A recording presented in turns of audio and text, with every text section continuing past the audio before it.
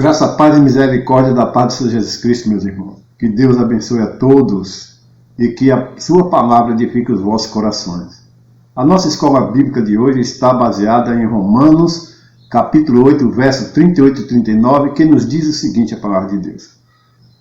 Porque estou certo de que nem a morte, nem a vida, nem os anjos, nem o principado e nem potestades, nem o presente, nem o porvir, nem a altura, nem a profundidade, nem alguma outra criatura nos poderá separar do amor de Deus que está em Cristo Jesus, nosso Senhor.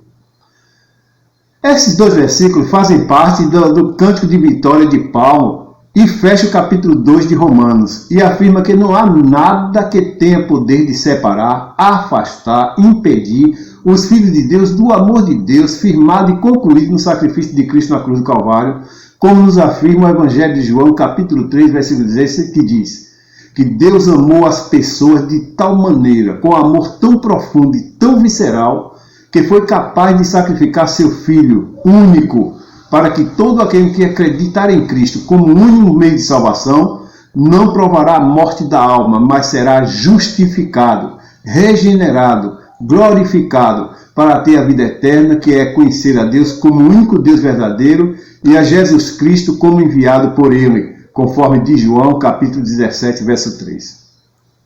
Nos versículos 38 e 39, ele afirma com a certeza inabalável esta verdade, pois cita diversas situações que nós conhecemos e que nos provocam algumas dúvidas sobre isto. Ele cita a morte, que para muitas pessoas é o final de tudo, pois muita gente não sabe o que acontece depois da morte, quando o espírito sai do corpo. Mas que mesmo a morte não tem esse poder. Ele fala da vida, desta vida que tem oferecido riquezas e prazeres passageiros. Ele fala dos anjos, onde está incluso todas as ordens angelicais, seja os querubins, serafins, arcanjos, príncipes, anjos caídos, que são os demônios, nem a vida, nem o presente, nem a vida futura. Ou se estivermos no mais alto dos céus, ou no mais profundo do abismo, ou qualquer outro ser que venha a existir, terá o poder de nos fazer com que Deus nos abandone. Nada, nada, nada poderá nos afastar de Deus. Para entendermos de fato esta verdade, e este canto de vitória de Paulo, vamos voltar ao livro de Romanos, capítulo 8, a partir do verso 18, de onde paramos no estudo anterior, e vamos até o verso 39.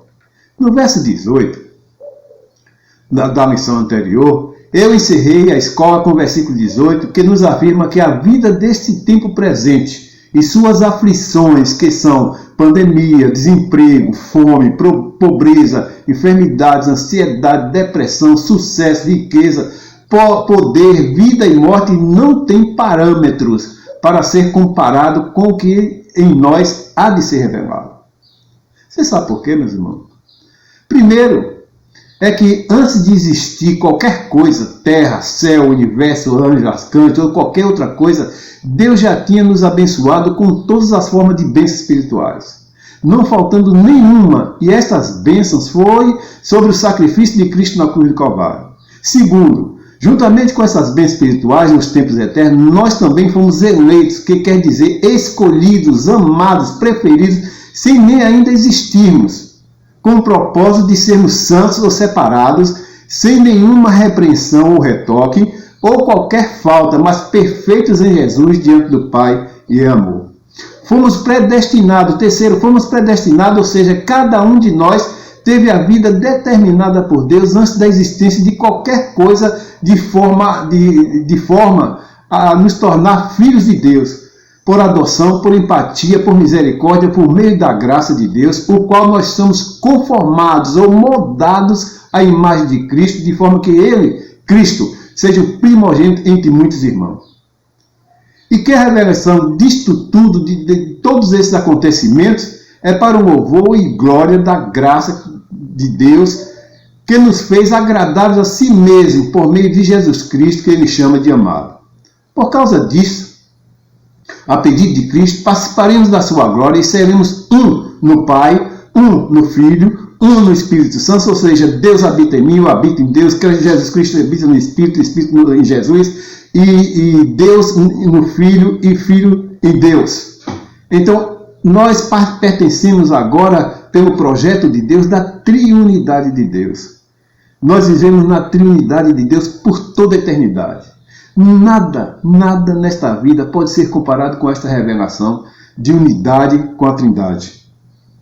Agora eu quero voltar aqui ao livro de Romanos para que a gente entenda realmente esse canto de vitória de Paulo, que nos diz o seguinte. Verso 19. Porque a ardente expectação da criatura espera a manifestação dos filhos de Deus, porque a criação ficou sujeita à vaidade, não por sua vontade, mas por causa do que o sujeitou, na esperança de que também a mesma criatura será libertada na servidão da corrupção, para a liberdade da glória dos filhos de Deus. Porque sabemos que toda a criação geme e está juntamente com dores de parto até agora. E não só ela, mas nós que temos as primícias do Espírito, também gememos em nós mesmos, esperando a adoção, a saber, a redenção do nosso corpo. Toda a criação chora, lamenta, espera essa redenção dos filhos de Deus. O terremoto é uma reação, não é? Os maremotos, os tremores de terra, os furacões, tudo isso é a reação da natureza, gemendo, pedindo, não é? Esperando a glória dos filhos de Deus. E não só elas, não só a natureza, não só ela, mas nós que temos as primícias do Espírito, que já estamos vivendo a eternidade com Deus, com a presença de Deus, com Deus habitando dentro de nós, abençoados pelo Espírito, selados com propriedade particular de Deus, também nós não suportamos esse mundo, não é? Estamos esperando a vinda de Jesus Cristo para nos libertar dessa podridão, da impureza, da miséria, da falta de amor, de tudo isto que nos trava, que nos desgosta, que abate o nosso espírito. Não só ela, mas nós também, não é? Estamos esperando a ressurreição, a glorificação, não é? O tempo de que Deus vem realmente nos resgatar por completo para a vida eterna. Verso 24. Porque em esperança somos salvos. Ora, a esperança que se vê não é esperança, porque o que alguém vê, como esperará? Mas se esperamos que não vemos, com paciência nós esperamos o grande ápice de Deus, é Ele ser invisível, não é? Ele colocar no coração a esperança nele invisível, sem enxergar. Se enxergássemos Deus, seria totalmente diferente. A nossa esperança está nele, que é invisível. Nós o contemplamos pela natureza de tudo criado, por essa complexidade. É que nós cremos na existência dele, que ele é Deus. Que maravilha, meu irmão. Que maravilha. 26. E da mesma maneira também o Espírito ajuda a nossa fraqueza, porque não sabemos o que havemos de pedir como convém, mas o mesmo Espírito intercede por nós com gemidos inexprimíveis. E veja o que é que diz o 27. E aquele que examina os corações sabe que é a intenção do Espírito, e é ele que, segundo Deus, intercede pelo santo, é da vontade do Pai. Que o Espírito interceda por nós com gemidos inexprimíveis, porque a gente não sabe se dirigir ao Pai. Nós não sabemos conversar, nossa mente é incapacitada de fazer uma oração que esteja perfeita, e o Espírito pega esta oração e com ela intercede junto de Deus para que Deus atenda, ou seja, coloca a oração da forma correta para que Deus atenda a nossa oração. Atenda a nossa oração. O que é que nos diz o verso 28? E sabemos que todas as coisas contribuem juntamente para o bem daqueles que amam a Deus, daqueles que são chamados pelo seu decreto. Oh, meus irmãos, a enfermidade contribui para a nossa vida. A pandemia está contribuindo para a nossa vida. Não é? A falta de emprego contribui para o bem da nossa vida. Tudo contribui para o bem. É Deus em conjunto. Tudo contribui para o bem daqueles que ama. Deus providencia de forma como Ele acha que deve ser. Não é? E tudo para o nosso bem. Para crescermos. Para nos aproximarmos dEle. Então dá graças por tudo, dai graças por tudo. Verso 28, e sabendo que todas as coisas juntamente contribuem para o bem daqueles que amam a Deus e daqueles que são chamados por seu decreto. Porque o que Dantes conheceu na eternidade, aqueles que Deus separou como presente para o seu Filho, o que Dantes conheceu, também os predestinou para serem conformados, conforme, não é, a imagem de seu Filho, a fim de que ele seja o primeiro primogênito entre todos os irmãos. Entre todos os irmãos. Que maravilha. E os predestinou, criou uma vida, um destino. Não é? A cada um desses, Deus criou um destino de forma, não é? De forma, predestinou, de forma que se conformasse, não é? A pessoa de Jesus Cristo, a santidade de Jesus. É Deus quem providencia essa conformação, essa transformação, não é? E para isso, ele predestinou, ou criou um destino. Esses também chamou pelo poder do seu evangelho. A os que chamou, esse também justificou ou ajustou a alma, não é? Para que estejamos na sua presença. Ajustou, justificou. E aos que justificou, a estes glorificou, que é honrar. Que é honrar. Aí vem o verso 31. Que diríamos, pois, essas coisas? Que é o cântico de vitória de Paulo. Que diríamos estas coisas? Se Deus é por nós, quem será? Quem é que pode ser contra nós? Quem? Mostra aí alguém. Algum anjo, alguma criatura, alguma coisa que tenha poder acima de Deus para ser contra nós. Não há, meu irmão. Impossível. Aquele que nem mesmo poupou seu filho, o seu unigênito, aquele que diz que nele se compraz e se alegra, não machucou, moeu, não é? Aquele que nem mesmo seu próprio filho poupou, mas antes o entregou por todos nós, como nos não dará também com ele as outras coisas. Isso é um cântico de palmas exaltando a Deus pela sua graça, por esse amor inefável, por esse amor que não tem limite.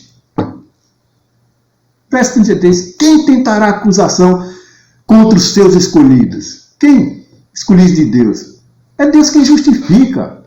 É Ele quem chama, quem justifica, quem, através do seu evangelho, chama, não é? E justifica. Então não tem ninguém. Aí do verso 34, que é mais ainda profundo, diz: quem os condenará? Pois é Cristo que morreu, ou antes a quem ressuscitou, dentre os mortos, o qual está à direita de Deus e também intercede por nós. Cristo era quem podia nos condenar, dizer: eu não quero você, não quero o ciclano, não quero o altrano. Pelo contrário, Ele que tem o poder de fazer isso, Ele não fez, Ele está diante do Pai intercedendo por nós. Que maravilha! Como é que a gente pode ficar triste com um negócio desse, irmão? Com medo, com pavor? É impossível, é impossível. 35. Quem nos separará do amor de Cristo? A tribulação? A angústia? A perseguição? Ou a fome? Ou a nudez? Ou o perigo? Ou a espada? Como está escrito: por amor de ti somos entregues à morte todo dia. Fomos reputados como ovelha para o matadouro. Nós somos entregues todo dia nós temos que nos renunciar, morrer para nós mesmos, irmão, para viver para Cristo. É isso que está dizendo aqui. Todos os dias nós morremos, negamos a nós mesmos. Se quiser seguir após mim, negue-se a si mesmo. 37. Mas em todas as coisas somos mais do que vencedores por aquele que nos amou. Esse versículo o nego recita errado. Mas o que está dizendo aqui? Mas em todas as coisas, todas estas coisas aqui que nós acabamos de ler, todas essas coisas que é a declaração de Deus para a nossa vida, nós somos mais do que vencedores por aquele que nos amou, por causa de Cristo. Não é? Verso 38 e 39. Porque estou certo de que nem a morte, nem a vida, nem os anjos, nem o principado, nem potestade, nem o presente, nem o porvir, nem a altura, nem a profundidade, nem alguma outra criatura poderá nos separar do amor de Deus que está em Cristo Jesus, nosso Senhor. Então não existe poder, meu irmão. Não existe poder nenhum que possa arrancar, tirar, deslocar o espírito do meu espírito unido por Deus. Nenhum sequer.